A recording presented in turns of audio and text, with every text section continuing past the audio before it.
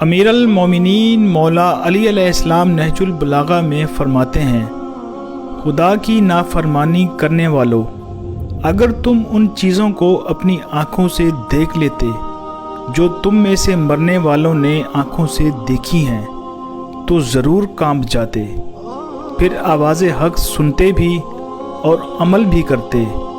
مگر مشکل یہ ہے کہ جو چیزیں انہوں نے دیکھی ہیں وہ تم سے پوشیدہ ہیں، مگر جلد پردہ اٹھا ہی جاتا ہے۔